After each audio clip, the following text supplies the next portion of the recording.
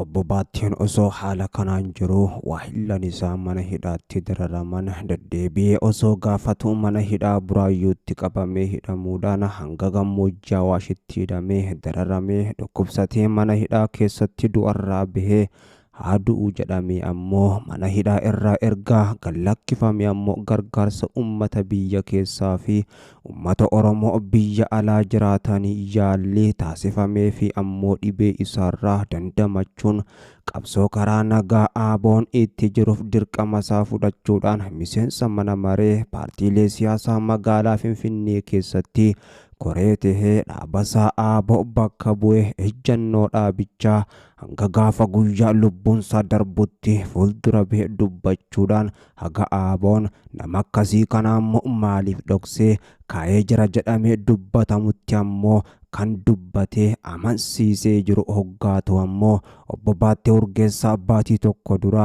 gaazexeessaa biyya Faransaay waliin afgaaffii godhaa jirta jedhamee ammoo hidhamee mirga wabii qarshii 100,000 kan gallakkifamee ture boodas sodaa lubbuusaa fi nageenya maatii isaa dursee cunqursaa uummata Oromoo irratti raawwatamuuf nama yaaddahu ture.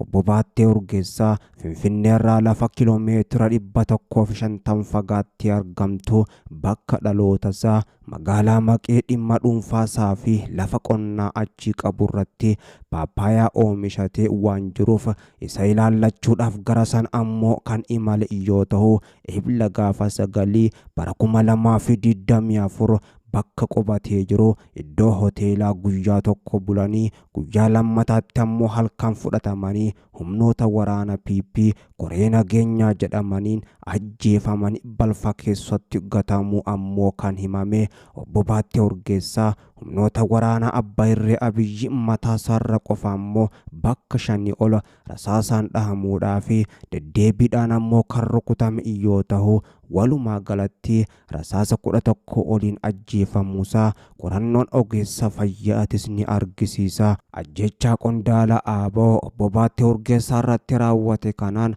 addunyaan hedduu rifattee jiraachuu Ameerikaadhaan hangafee biyyoonni akka UK fi Jarman Norway dabalatee kanneen biroo hedduun ammoo ajjechaa kanaan isa hamaa fi rifaasisaas jedhanii jiru. Akkasumas qorannoon qulqulluun gaggeeffamuudhaan abbaan gochicha kan raawwate seeratti dhihaachuu qabas jedhanii jiru. Obbo Baattee qaama isaa malee fedhii isaatii fi kaayyoo uummata inni dhaabbateef uummata Oromoodha gonguma ajjeesuunis hin danda'amu jedhamee kaafaan Obbo Baattee Urgeessaa bilisummaa uummata Oromootiif akka dubbatee hidhamee jiruu fi jireenyi isaa akka burjaajee qaamni isaa akka miidhames ni beekama jedha. Fedhii uummata isaa uummata Oromoo fiixaan baasuudhaaf jedhee ammoo waan hin ta'inis akka hin qabne dhiyootti beekna jedha kaafaun. Obbo Baattee Urgeessaa namni guutuu jedhamu yookaan fayyaa guutuu qaba jedhamu tokko uummata isaatiif kan ta'uun ammoo irraa eegamu hundumaa kan raawwateedha jedha kaafaa yoo ragaa bahu dhaloota itti aanuufis ammoo fakkeenya guddaa ta'e argamee jira jedha ibsa isaa kanaan kaafaun. Diinonni uummata Oromoo dhaabbilee uummata Oromoo akka waldaa Mancaa fi Tuulamaa diiganii jiru kan jedhu kaafaun dhaaba siyaasaa adda duree ta'e kan Oromoo kan akka ABO irratti ammoo duulanii jiru jedha. Qabsaa'ota akka Baattee Urgeessaa ajjeesanii jiru. Haa ta'u malee qabsaa'otaa fi fedhii uummataa duubatti deebisuus hin dandeenye hin danda'anillee jedhee jira. Garuu bilisiginnaan akka yaadde hin taaneef ajjechaan kun koreen ajjechaa Abiyyi Ahmadiin ammoo hundaa'ee pirezidaantii naannoo Oromiyaa Obbo Shimallis Abdiisaatiin hoogganamu kun yeroo ammaatti badii gurguddoos hojjetee jira.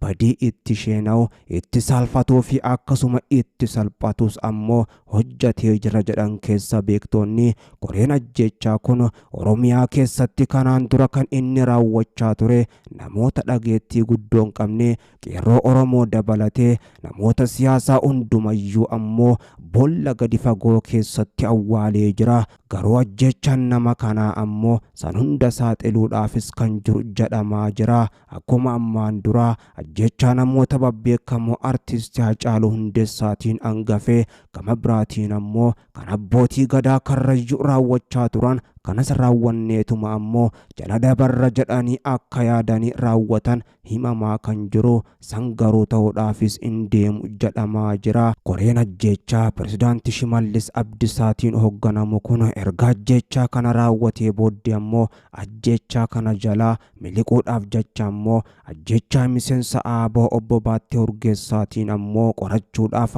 gareen qorannoo hundaa'e hojiitti galuu hoogganaan qajeelcha poolisii godina Shawaa Bahaa gargaaraa Komishinar Taarikuu Dirbaabaa ibsanii jiru kan jedhu hoggaa ta'u walumaa galattuu haga ammaattis namoonni yakka kanaan shakkaman 13 to'atamuu gargaaraa Komishinara Taarikuun himanii jiran jechuudhaanis ammoo mootummaan naannoo Oromiyaa beeksisaa jira. Namoonni 13 ajjeechaa qondaala olaanaa ABO obbo Baattee Urgeessaa keessatti hirmaatanii fi harka keessaa qaban qabamuudhaan qoratamaa jiran jechaa jira. Ajjeechaa kana ammoo akka raawwatamuuf shira guddaa kan shiranii fi akkasuma ammoo ajaja gubbaarraa kan dabarsana obbo Shimallis Abdiisaatis jedhamaa jira. haa ta'u malee ammoo pirezidaantii Shimallis kaleessumayyuu ajjeechaa kana mootummaa irratti achi dhiibuunis in ta'u isin argaa jirra jechuudhaan paartii ABO fi KFO dabalatee namoota siyaasaa babbeekamoo kan akka obbo Jawaar Mohaammed Faas akeekkachiisee kan ture hoggaa ta'u garuu dhugaan nama kana waan dhokachuuf deemtus in fakkaattu. Ajjeechaan obbo Baattee Urgeessaa gubbatti raawwatee gurra addunyaa buudhaan ijji addunyaatis gocha raawwatame kana argitee jirti. Qaamolee mirga namummaaf falman kan garagaraa biyya keessaa fi alaatis ammoo ajjeechaan kun sirriitti qoratame abbaan gocha kana duuba jiruu fi gochicha hojjetes seeraaf dhiyaachuu qaba jedhanii jiru.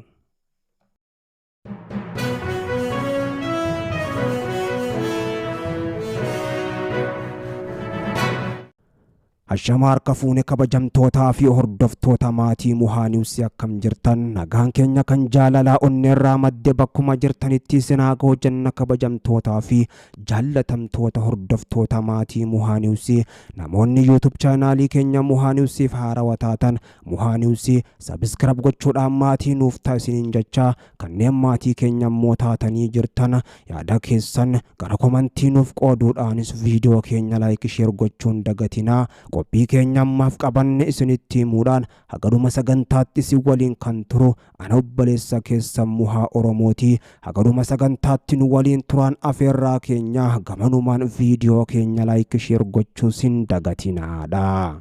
Sirni awwaalcha Baattee Urgeessaa magaalaa Maqiitti raawwatame. Sirni awwaalchaa qondaala siyaasaa olaanaa adda bilisummaa Oromoo ABO obbo Baattee Urgeessaa irra iddoo dhaloota isaanii magaalaa Maqii mana amantaa Masarata Kiristoositti raawwatamee jira. Abbaa ijoollee afurii kan ta'an obbo Baatteen ammoo halkan kaleessaa magaalaa Maqiitti hoteelaa qabatanii keessa rafaa turan keessaa baafamuudhaan kan ajjeefaman yoo ta'u reeffi isaanii roobii ganama ammoo daandii irratti gatamee argame. Ajjeechaa kana hordofee paartii isaanii ABO Komishinii Mirgoota Namummaa Itoophiyaa fi mootummaa Ameerikaa dabalatee qaamoleen garagaraa ajjeechaa raawwatame irratti qorannoon haqa qabeessaa fi walabaa akka gaggeeffamus gaafachaa jiru. Ministeerri Haajaa Alaa Ameerikaa waajjira dhimmoota Afrikaa ajjeechaa obbo Baattee Urgeessaa irratti qorannoon guutuu ta'e akka gaggeeffamu waamicha Komishiniin Mirgoota Namummaa Itoophiyaa taasise akka deeggaru hime. Haqaa fi gaafatamummaa mirkaneessuun marhammartoo badiisaa cabsuudhaaf ammoo murteessaadha jedha. Ibsi gabaabaan waajjira Ameerikaa irraa beekuun waajjirichi maxxansaa Komishinara Komishinii Mirgoota Namummaa Itoophiyaa Daani'el Baqqalaa PhD eksi gubbatti maxxansan qooduudhaan ejjennoo isaaniitis ibse. Daani'el ibsa baasee keessatti ammoo qorannoon saffisa walabaa fi guutuu ta'e mootummaa naannoo Oromiyaa fi aangawoota mootummaa federaalaan gaggeeffame yakkitoonni ammoo seeratti dhiyaachuu qabu jedhan. Qondaalli siyaasaa dhaaba adda bilisummaa Oromoo obbo Baattee Urgeessaa qaamolee nageenyaatiin Finfinneetti hidhamanii wabii birrii 100,000tiin erga gadhiifamanii ji'a tokko booda kibxata galgala ammoo magaalaa Maqiitti ajjeefamanii argaman. Ajjeefamuun nama siyaasaa qabsoo karaa nagaatti amanan kana ammoo biyya Itoophiyaa ajjechaan namoota maqaa qaban irratti ammoo irra deebiidhaan itti dhaga'amu kana hedduu rifaasisee jira. Dhaabbanni mirga namummaaf falmu Human Rights Watch ammoo karaa daayirektara isaa damee gaanfa Afrikaa Latishiyaa Badar ibsa gabaabaa baaseen ammoo ajjechaan obbo Baatee irratti raawwate qorannoo amanama barbaadas jedhee jira. Ajjechaa kanaan wal qabatee dura taa'aa koree hariiroo alaa senetii Ameerikaa Ben Kaardiin ammoo ibsa baasaniin hoggansi ABO obbo Baatee Urgeessaa ajjeefamuun rifaasisaadhaa fi ammoo kan nama aarsus jedhan. Aangaa'onni mootummaa Itoophiyaa ajjecha obbo Baatee qaama idil-addunyaa walabaa fi amanamaa ta'een akka qoratamu akka hayyaman jabeessinee gaafanna jedha. Ibsi Ben baasan kunis ajjechaan seeraan alaa hiraarsuudhaa fi ammoo dararaan sababa siyaasaatiin ammoo qaqqabuu Oromiyaa keessatti baratamaa ta'ee jira. Bulchiinsa Abiyyi dhaabbilee siyaasaa miidiyaadhaa fi mormitoota irratti Oromiyaatti qofa osoo hin taane ammoo guutuu biyyattii keessatti tarkaanfii fudhachaa jiruun tasgabbii dhabuu babal'ataa jiruuf ammoo gahee bahaa jira kan jedhan qaamolee yakkoota kana raawwatan saaxilamanii gaafatamummaan ammoo irratti mirkaneeffamuun yeroon isaatis gahee jira kan jedhan ammoo qondaalli mootummaa Ameerikaa kun mootummaan Ameerikaa rakkoon siyaasaa waraana bilisummaa Oromoo WBO fi mootummaa federaalaa gidduu jiru akka furamu gahee jaarsummaa isaatis bahataa jirti. Marii marsaa lamaan Taanzaaniyaatti hogganoota lamaan gidduutti godhames ammoo akka milkaa'u Ameerikaan hojjataa turuun siitis ni yaadatama. Haa ta'u malee ergammoo mariin san fashalaayas Oromiyaa keessatti ajjechaan hamaan gaggeeffamaa jiraachuudhaa fi wal waraansi WBO fi mootummaa gidduutti gaggeeffamaa jiru ammoo kan durii caalaayyuu itti hammaatee jiraachuus Ameerikaan kan beeksifte. Gocha kanarraa deebi'uudhaan gama marii marsaa sadaffaattis akka deeman Ameerikaan beeksiftee turuun isheetis ni yaadatama.